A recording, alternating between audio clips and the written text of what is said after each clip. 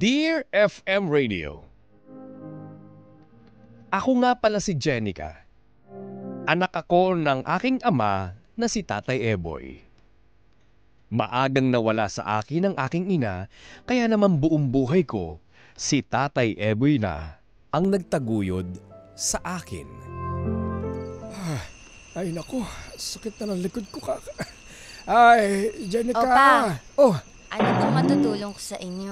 Jenica, gusto ko lang naman muna sabihin sa'yo na anak, congratulations. Maraming salamat po pa. Pagpasensyahan mo na, medyo gipit ngayon ng tatay ha. Okay lang ho eh. Alam ko naman ho kung ano yung sitwasyon natin. Tsaka wala naman po tayong panglabas pangkain sa labas. Hayaan mo, anak, balang araw kapag kumita ng extra ang tatay, mapapakain kita doon sa Kung hindi na Jollibee. Wag na po, okay lang po. Wag na po. Iipon niyo po yun para po may pang-araw-araw po tayong panggastos sa bahay tsaka sa mga bills po na binabayaran natin. At tsaka pa, mayroon akong concern. Pwede naman po sigurong hindi na ako mag-high school, no? Mag-work na lang po kaya ako. Hindi pwede. Meron Hindi po akong pwede. nakikita mga namamasukan po sa mga karinderya. Saglit lang, anak. Tapos, Anak, Ay. Jenica, hindi po pwede. Kailangan magtapos ka ng pag-aaral. Nalimutan mo na ba? Tingnan mo ako, ang tatay mo. Hindi ako graduate ng elementary. Ano ngayon ang trabaho ko na lang? Hardinero. At walang ibang kumukuha at gustong kunin ako sa trabaho dahil wala naman akong ibang alam na gawin. At hindi ako nakagraduate kahit man lang ng elementary. Anak, ito na lang ang maipamamana ko sa'yo. Wala na ang nanay mo. Kaya kailangan magsumikap ako na makapagtapos ka ng college. Dahil bago sana ako mawala sa mundong ito, gusto kong gumanda ang buhay mo at huwag kang matulad sa akin, anak. pagka ganyan po kasi ayoko pong nahihirapan kayo. Gusto ko po kayong tulungan. At saka hindi naman na po ako bata. Kaya ko naman pong maghugas ng plato, mag-serve sa mga tao po. Tapos kaya ko po yung mga sa parking po. Kaya po, tabi, yung ganun po. Kahit na anak, May mga kilala po kasi akong kumikita ng 1,000 kada araw. Malaki na po yun anak, Jenica, alam ko na kaya mo. Pero ang akin, kailangan mag-focus ka sa sa pag-aaral. Kasi kapag once na kumita ka na, mawawalan ka na ng ganang mag-aral. Hindi naman At ako iisipin ganon. mo na lang ang magtrabaho. Gusto ko nakafocus ka sa pag-aaral. Yun lang ang gagawin mo, Jenica. Wala nang iba. Nga pala, pasensya mo na ano ito. po yun? Ayan, pagpasensya mo na to. Hala, thank you po pa. Noodles at tinapay lang ang may handa natin ngayon sa graduation mo. Okay lang ho. Alam niyo namang ito po yung favorite ko Ako, thank you po pa. Gagalingan ko po sa school para po lahat po ng pagod niyo maging worth it. Ano po yun? Worth it. Worth it po. Worth it. Opo. Para maging worth it. Promise po, pangako po yun, Papa. Tataas po kayo sa stage, aakit po kayo, at bibigyan niyo po ako ng diploma. May buti naman, anak. Yan ang gusto ko sa'yo. Dahil bukod tangi, ikaw lang ang anak ko. Tayong dalawa na natira dito sa mundo. Kaya kailangan sundin mo ang tatay, okay? Kailangan, sabi mo nga, maging worth it. May sumamang, Okay lang po ba kayo, Papa? may sumamang pulp bits. Ouch. Pero, Sige na po. pero biro, kailangan magtapos ka ng pag-aaral, anak, ha? Opo naman, gagawin ko po lahat para sa inyo. Para po hindi tayo maliitin ng ibang tao. At para gumaan na po yung buhay natin, para hindi na po kayo nahihirapan. Ayun, tama yun! Tama yun. Ano po yun? Teka lang, may nawawala din. Pa, ano ba yan? Ulyanin ka na po ba? May nahanap ka po ba? Baka po kasi nakalimutan nyo na naman sa bahay. Hindi na naman kayo nakainom ng vitamins nyo. Grabe ka naman. Kailangan nyo pa naman yun. Naku, lalo na yung nerves nyo. Ano? Ay, sabi ko na Ay, nako. Sige na pa. Tara na po. Kumain na po tayo. Congrats, anak, pagtsagaan mo muna itong noodles at tinapay. Opo, maraming salamat po pa. Congrats, anak.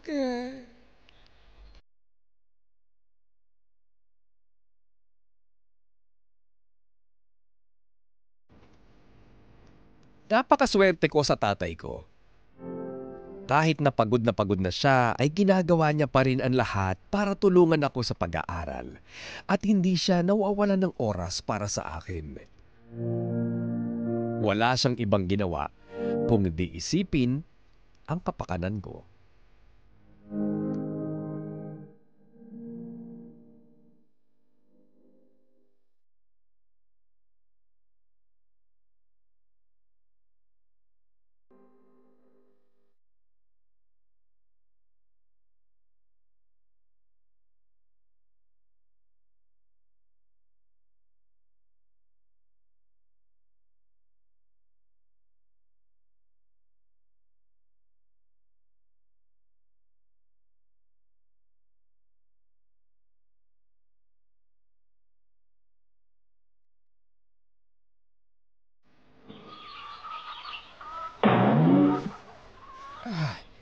Ay, sakit sa likod pero kayang-kaya. Ay, naku.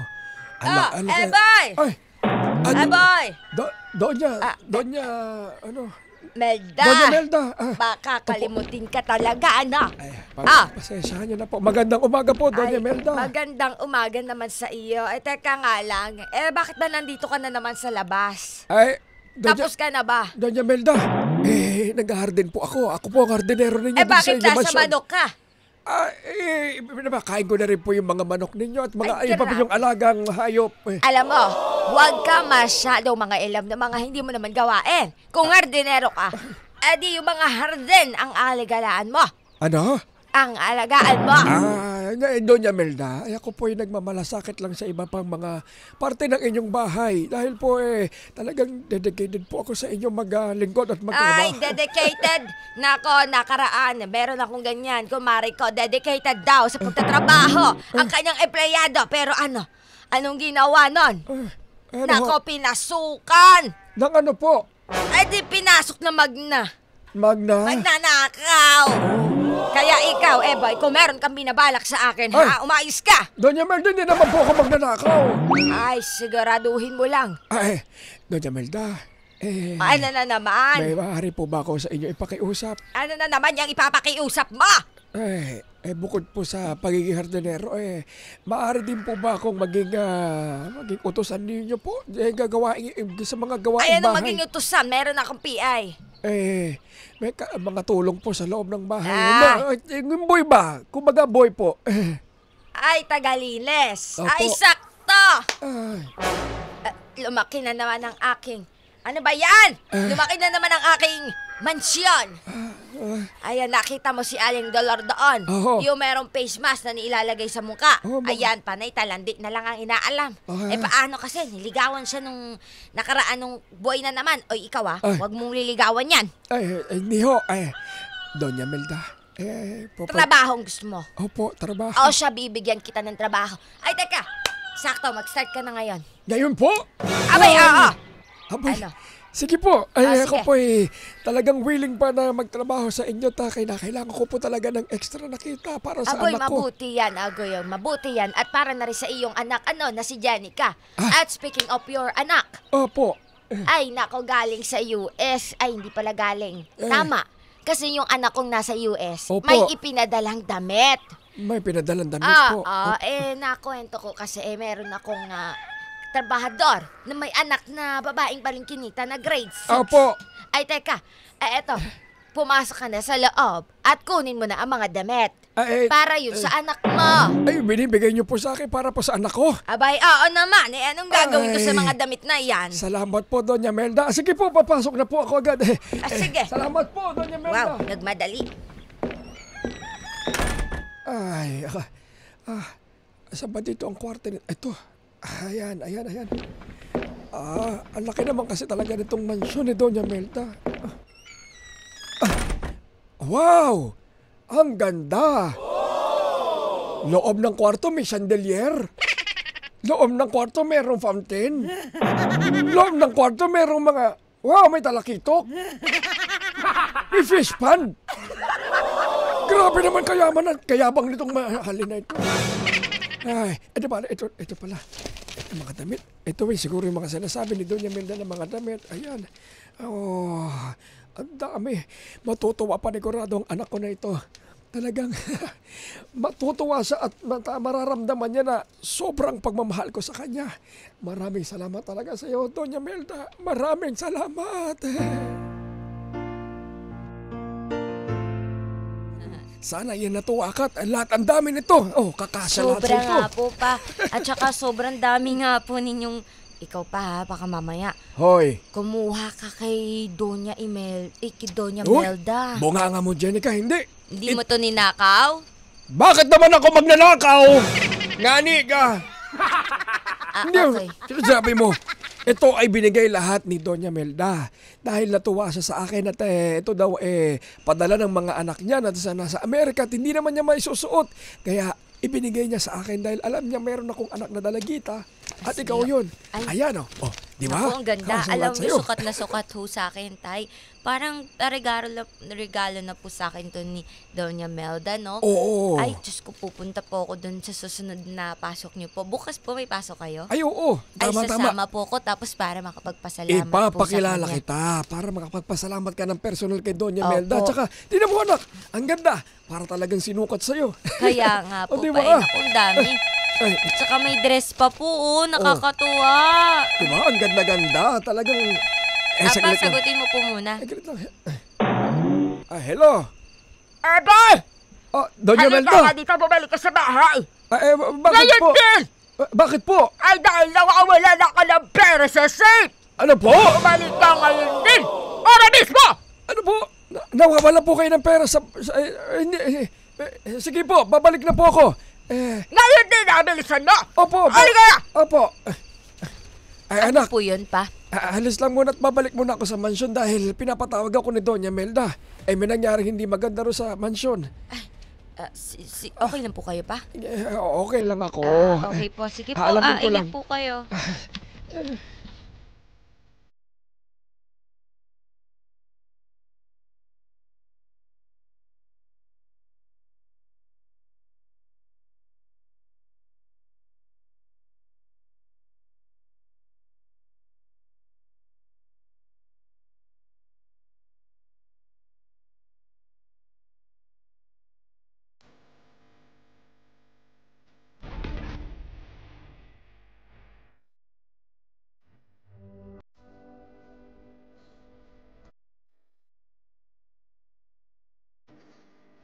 Sa mga sandaling iyon, hindi ko kasama ang tatay ko.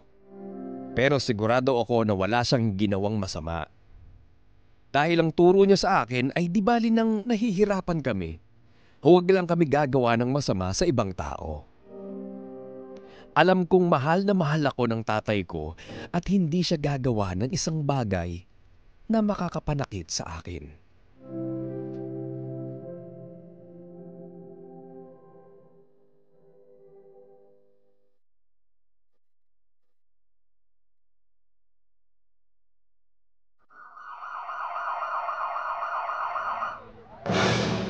Umamin ka na kasi na ikaw ang nagnakaw ng pera ko! Doña Melda. Para hindi ko- gumaan ng hatol sa iyo! Doña Melda, wala po akong aaminin. Wala pong kinuha na kahit anong pera po sa kwarto ninyo. Ang kinuha ko lang po ay yung ipinabibigay nyo po mga damit galing po sa mga anak nyo sa USA. Ay nako, Mama Pulis, huwag ka maniwala sa mga sinasabi niyan. Dahil ganyan naman talaga ang mga mahihirap! Hindi po totoo yan. Mapagpanggap! Saglit ka. Alam mo, Mang Ewoy ba ang pangalan mo? Opo, Mang Boy po. Alam mo, Mang Ewoy, kung ako sa'yo, umamin ka na. Dahil para mas mapagaan ang reklamo sa'yo. O baka nga, pag nagbago pa ang isip nito ni Doña Melda, iatras siya pa yung reklamo niya laban sa'yo . Pero, Mamang Pulis, wala po talaga akong kinukuha na kahit ano. Wala naman po akong aaminin. Ayaw mo, ganyan ang sinasabi rin yung mga ibang nahuli namin dito . Wala daw silang kinukuha, wala daw silang ninanakaw. Kaya alam mo, Mang Eboy, kung ako sa'yo, huwag mo ako subukan. Ay naku, huwag ka maniwala dyan, Mama Pulis. Dahil yung pera ko kailangan ko ngayon din!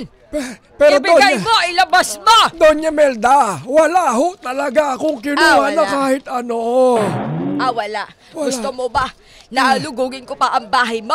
Ay, Doña At Melda, papalaman ko sa kanila at lalo higit sa anak mo na isa kang magna! Doña Melda, kahit ho pumunta tayo ngayon sa bahay, wala ho kayong mahahalughog at makikitang pera doon. Wala po talaga akong kinukuha. Ganun ba? Ay nako, pinatawag ko na ang anak mo. Pero, Dito! Doña Melda, wala po talaga. Malinis po ang konsensya ko. Malinis! Sinungaling! Ay, Ayo, Mang Eboy, pagkasayasahan na ho ha. Pero kasama ho sa proseso ho natin, kailangan ho namin ngayong editin para ho maisailalim kayo sa inquest at masampahan po kayo ng kaso sa tamang proseso ng korte. Ipapakulong kita. pero wala po akong ginagawa, Mamang Pulis. Doña Imelda, parang awa nyo na po. Nag-iisa lang po ang anak ko. Wala po siya makakasama. Wala akong pakialam. Hayaan mo magutom ang iyong anak. Pero Doña, Kasalanan mo yan. Doña, gagawin ko po ang lahat. Ay, tutulong po ako para makita po ang pera ninyo. Parang awa nyo na po. Wala po talaga akong Wala akong kinuha. pakialam. Wala po talaga akong kinuha. Doña Imelda, anak, Jenica.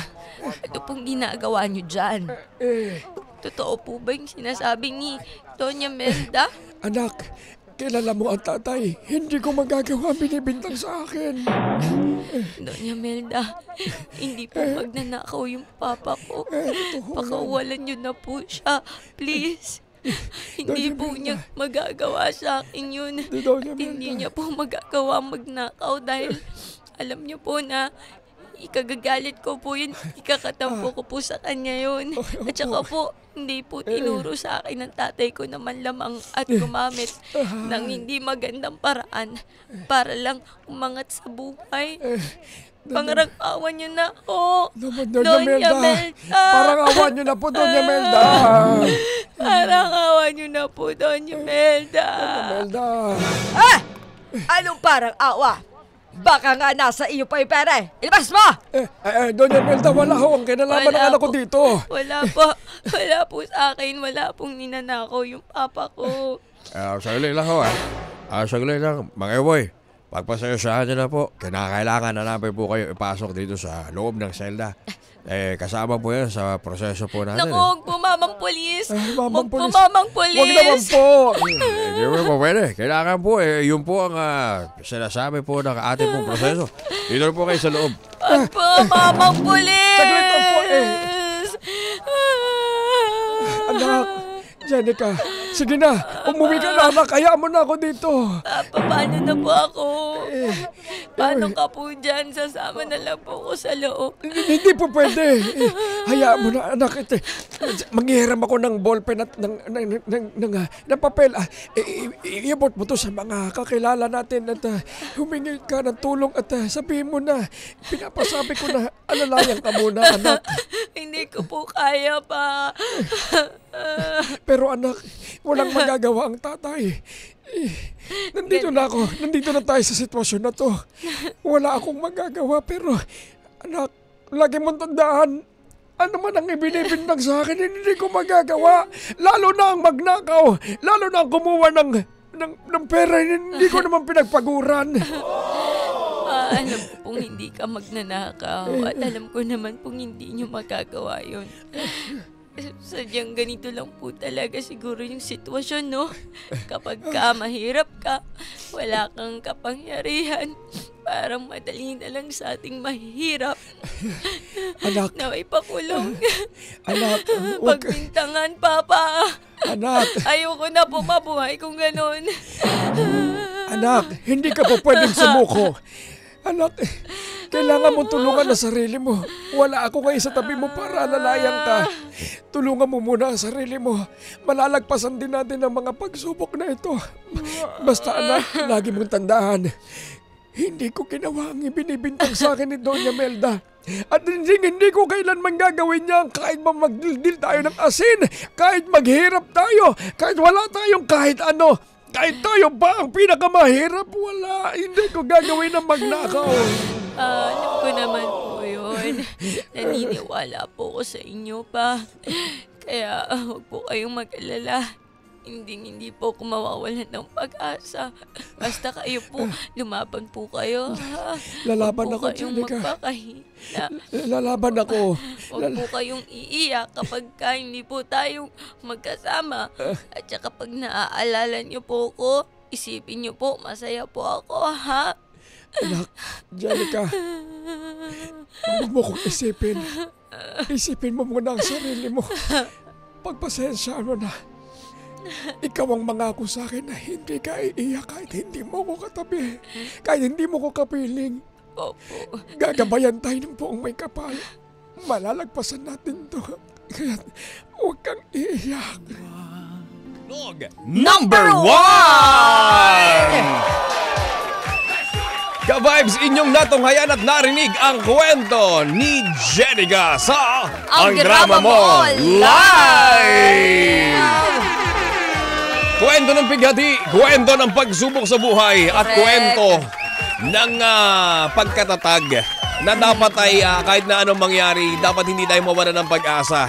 Subalit datapwat, ito yung pagsubok na mahirap talaga lampasan at ito yung pagsubok na hindi natin masasabi at di natin pwedeng basta-basta sabihin na dapat okay lang yan. Walang ganon. Diba? Kasi Correct. nakasalalay dito yung kalayaan ng tatay ni Totoo Jenica na si naman. Mang Eboy. Diba? Napagbintangan Oo. sa isang bagay na hindi naman niya talaga ginawa at napagbintangan sa isang bagay na hindi niya kayang kailanman magagawa. Correct. Alam mo, medyo mabigat yan ha. Mabigat yung sitwasyon ng taong, alam mo yun, napakulong kahit wala naman talagang sala. Sala. Lalo na sa sitwasyon niya sa buhay. Wala siyang kapangyarihan, wala siyang pera. May factor ba yun, di ba? Parang kasi pag napapanood natin sa mga teleserye, sa mga soap opera, at ganoon din sa mga balita, di ba?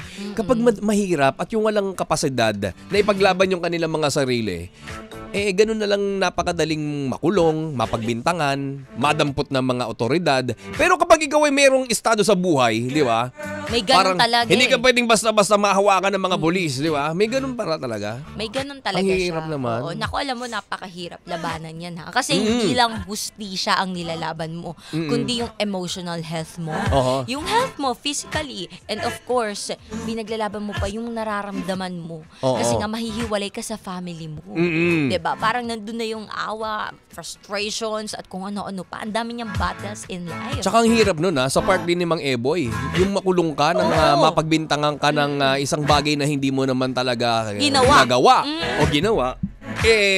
Tapos ikukulong ka, bidibiro Alam naman natin ang sitwasyon sa mga kulungan natin sa Pilipinas. Napakasikip. Kasi yung sukat na para lang sa 10 tao, pilit pinagkakasyan 50 katao. Imagine mo na lang yung sikip, yung init, yung lagkit. At kung meron may mga sakit dyan, hawa-hawa na kayo. Correct. Di ba? At syempre sa edad din namang Eboy, na medyo may katandaan na, tapos ipapasok pa sa kulungan, parang hindi na talaga suitable sa kanyang pagkatao, di ba? Though, kinakailangan talaga, nasa proseso ng batas natin yon na kapag ikaw ay napagbintangan or nakasuhan, kinakailangan talagang ipasok muna for the meantime kasi para din i-hold ka ng mga otoridad Oo, para hindi ka 24 makatakas. hours yan. Di ba? Oo. Hindi lang po 24 hours yun. Kapag meron ka kasing kaso at nababaan ka ng warrant, kailangan ka talagang damputin at Ayun. i-inquest ka. Depende, Ipapasok ka depende. talaga sa loob ng kulungan. Ang problema doon kasi, biruin mo yun, habang nililitis ka, nakakulong ka na. So hindi ka pa man nahahatulan na guilty ka, Pero pero parang ganun na na-experience mo na makulong. Oo. Di ba? Ganun siya. Ang hirap ng sitwasyon na ganun. Sobrang hirap. Naku, lalo na sa ganitong sitwasyon na silang dalawa na lang pala sa buhay nila, di ba? So, pagkakatiwala niya tuloy ngayon ang mga anak niya sa mga kakilala Ang nila. anak niya, oo. Oo, ang anak niya pala. Mm-mm. At alam mo, ang masasabi ko lang, no, kay sino ba to? Si Jenica. lalaki. Sa lalaki muna, kay Tatay Eboy. Eboy. Huwag ka muna mawalan ng pag-asa.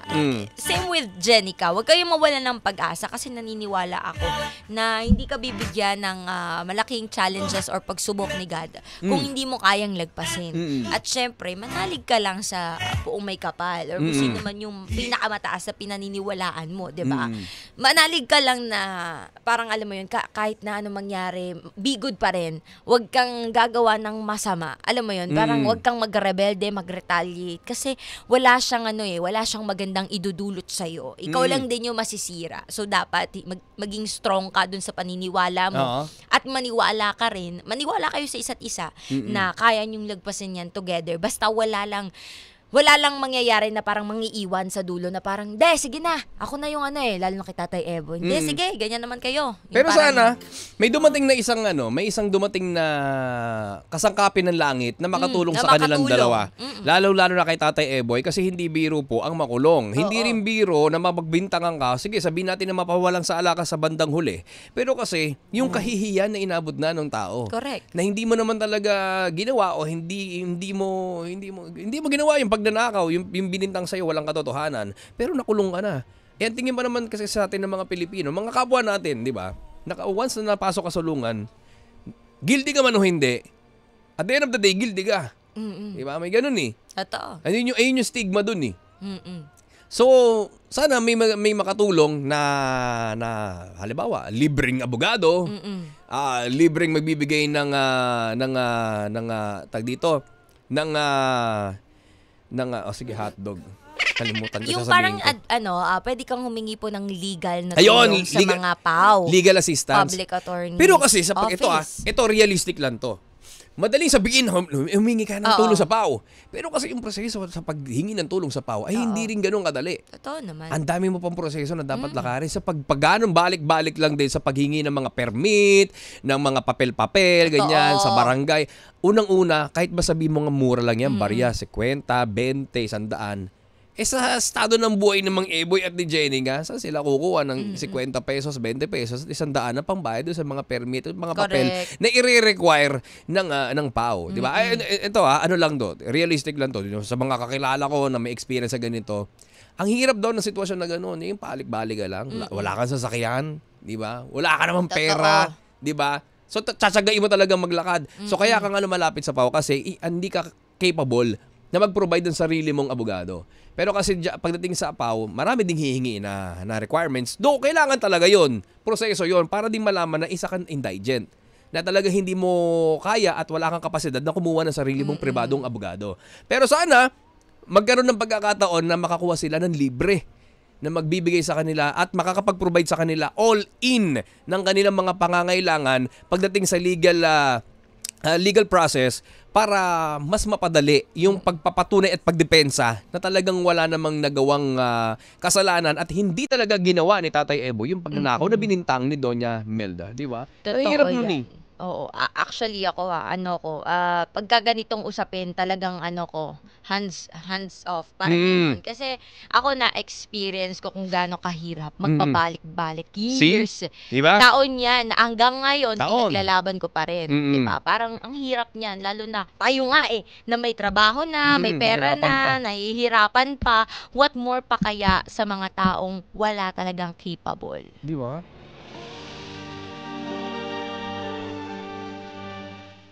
Kaya ako, ang masasabi ko lang talaga, alam mo, parang parang kailangan mo na lang ding i-accept yung fact na, okay, ganito pala talaga dito.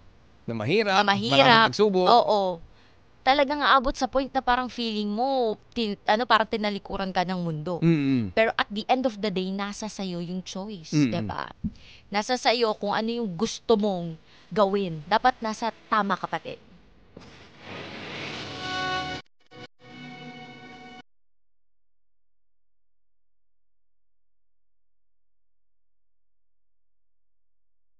Pinong kanta ni Gary V.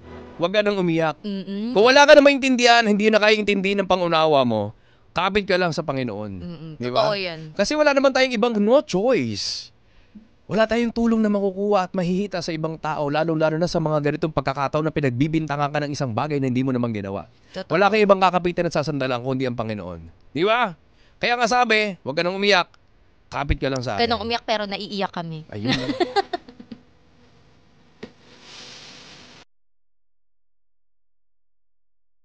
Pabayaan ka man ng mga taong nasa paligid mo, pabayaan ka man ng pagkakataon, pero ang Diyos ay hindi ka pababayaan sa kahit na anong sitwasyon. Di ba?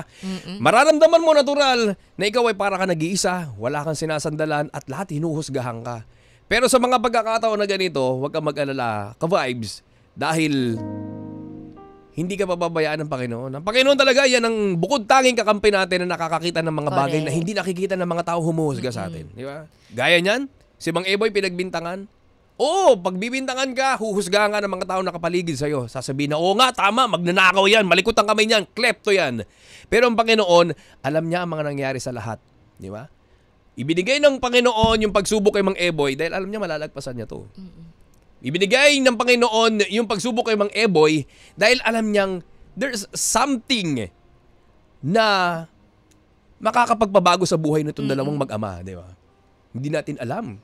Dahil ang buhay natin ay punong-puno ng misteryo, punong-puno ng mga bagay na napakahirap unawain at punong-puno ng mga bagay na napakahirap intindihin. Kaya sa mga ka-vibes natin na dumadaan sa mga pagsubok gaya nito ng mga Eboy at ni Jenica, kapit lang kayo. Ika nga ni Gary V, huwag ka nang umiyak, kapit ka lang. Ako ang bahala sa'yo, di ba? Dahil ang Panginoon kapag gumalaw, may sarili siyang paraan, may sarili siyang diskarte, may sarili siyang oras at panahon. Hintay lang tayo, huwag tayo masyadong atat. Para saan pat iigi rin ang ating buhay, di ba? Kung tayo may dumadaan sa mga ganitong klase ng pagsubok, huwag tayong mawawalan ng pag-asa dahil ang pag-asa na lamang ang tanging nating pangahawakan para tayo ay magpatuloy sa buhay na hiram na ito. Kaya nga 'di ba parang sinasabi nila na huwag kang manghusga kaagad ng tao. Tsaka parang be kind sa lahat. Be generous as much as possible kasi hindi mo alam na yung taong kausap mo pala, hindi mo alam, akala mo masaya, yung pala may pinagdadaanan sa buhay. Isa pa yan. So be good. Be good. Be good enough. Do good, feel good. Di ba? Wag mo masyadong parang doon naman sa mga taong nakakaalam naman na may ganitong sitwasyon yung taong to. Wag nyo naman pong kasangkapan. 'Di ba? Para lang, alam mo 'yon, husgahan, ganyan. Kaya hindi makabili ng ganyan kasi ganito, ganyan. Huwag naman po tayong ganun. Huwag judgmental. Diba? Huwag kang judgmental. Sabi nga ng Itbulaga, bawal judgmental. Ang judgmental. Diba? Ngayon, kung nagkaroon man ng ganitong pagbibintang kay Mang Eboy, huwag natin siyang husgahan. Hindi natin alam pare-parehas kung ano ba talaga ang nangyari. Sa kwento nga, hindi na alam kung nasa napunta yung pera. Kung sino talagang pumitik. Di ba?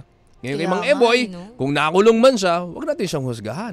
Dahil hindi naman yung pagkakakulong niya, hindi naman doon magre-reflect yung buong pagkatao niya. Hindi porke nakukulong, masamang tao. Alam niyo mga ka-vibes, kung tutuusin lang, yung mga ka-vibes natin na nakukulong, sa totoo lang, sila pa yung mga totoong tao at mabuting tao kumpara sa mga nasa labas. Totoo yan. Di ba? Kasi yung mga yan, napasok man sa loob ng kulungan, sila yung mga tao na parang dinanas na nila lahat. Hindi biro makulong. Oo. Baka alam nyo. Di ba? Makulong ka nga na sa maling pag-ibig, ang hirap na eh. Ano pa yung makulong ka talaga sa rehas. Tapos i-judge pa yung buong pagkatao mo. Kung tutusin, mas mabuti pa yung mga tao nasa loob ng kulungan kaysa sa mga tao nakakasama mo sa labas. Di ba? Kaya wag tayong judgmental. Pang-unawa ang ibigay natin sa kanila. Pero let's be let's be real. Kasi talaga sa sitwasyon ngayon, kapag alam mo, mahirap pa dyan, lalo na pag lumabas. Halimbawa, eto si Tatay Eboy. Lumabas. Ayan na. Yan na. Oo. Maghahanap ng trabaho. Oo. Nakita. May Merong record. Criminal record. Diba ang hirap? Hirap. Ang hirap. Parang yun na. May hit ka na sa NBI. Oo, may hit na parang, sorry, hindi ka namin a-accept. Ano tong diba? kaso mo na to? Uungkatin yan eh. Ano ba tong kaso mo to? Ungkatin pa yan. So, diba, ang hirap, lalo na kapag nabintangan ka na hindi naman ikaw ang may kasalanan. At ang hirap idepensa ng sarili mo sa mga taong mapanghusga. Totoo. Tsaka ang hirap kasi ipaliwanag kasi record yan eh, di ba? Paano mo iisa-isa yung i-detalye niyan? Di ba ikukwento mo simulat sa pool? Ang hirap ng ganun. Pero sa ilan natin mga ka-vibes na kayang-kayang makaunawa at umintindi sa mga sitwasyon na pinagdaanan gaya nito ni Tatay Eboy, palakpakan po nyo ang inyong mga muka. Kasi kayo yung mga tipo ng tao, o kayo yung mga taong kinasangkapan ng Panginoon at ng langit para makatulong sa mga kaluluwang napagbintangan at hindi nabigyan ng pagkakataon para ipakita kung ano talaga ang totoo at ang katotohanan. Di ba? Correct. Huwag ka mawalan ng pag-aasa. Yun lang yun, manalig ka. Manalig Ika ka nga ni lang. Kiko. Di ba? Gaya ni Kiko, tsaka ni Kim Chorva. Ganun! At sa lahat ng ating mga ka-vibes, ano daw? At sa lahat ng ating mga ka-vibes na gusto magpadala ng kanilang kwento, pwede kayong mag-message sa aming Facebook, YouTube, TikTok at Instagram. Hanapin nyo lamang 92.3 FM Radio Manila. Pwede rin sa aming personal pages, DJ Kim Chorva. At DJ Kiko Kaligot. At syempre gusto lang natin batiin na lahat ng ating mga ka-vibes na nanonood at nakikinig sa pamamagitan ng ating YouTube channel, 92.3 FM Radio Manila. At sa ating TikTok Live, maraming salamat po sa mga nanonood. Si Altesa Herrera, Sino Cruz, si Louie Basco, sabi niya kasama ko kayo sa mga dasal ko bago matulog na sana maging matatag kayo. Thank you so Salamat! much. Kila William Mortel. Kila Lawrence Manipor. At gayon din, kina Will Ilagan. Will Ilagan. Huy, nakikita ko si Will Ilagan kung saan nag-guess ha. Kaya nga, no? Nakita ko recently sa D1 siya. D1. Ikaw Nax naman. Iba ka talaga, Will Ilagan. Oo, malagpa kami mukha mo. Oo. At sa lahat ng ating mga ka-vibes na wala pong sawang tumututok, lalong-lalo na sa 102.3 FM Radio Baguio. At gayon din sa 97.5 FM Radio Jensen. Palakpakan nyo mga pustiso nyo! Nagpalakpak. Nagpalakpak ng pustiso. At ganoon din sa mga bagong nakikinig at tayo na ang bagong favorite sa Pasay at San Juan. Tayo rin na bagong favorite sa Laguna at Bulacan. Maraming salamat po sa inyo mga ka-vibes. At huwag kayong aalis dahil tuloy-tuloy pa rin ang kwentuhan, dugdugan at kulitan at syempre good vibe music hanggang alas 12 ng tanghali kasama ang 2K sa umaga. Ang 2K na pampasaya. DJ Kim Chorva. DJ Kiko Kalikot. Na lagi nagpapaalala. Tapat mo, linis mo! Ito ang 92.3 FM Radio Manila. Your favorite music radio, Ka-vibes. ka-vibes. Ang oras, Ano oras na? 10:54. Pinakikinggan dahil tunog Number 1! Ang totoong drama ng buhay, aming isasalin. Ay iisa music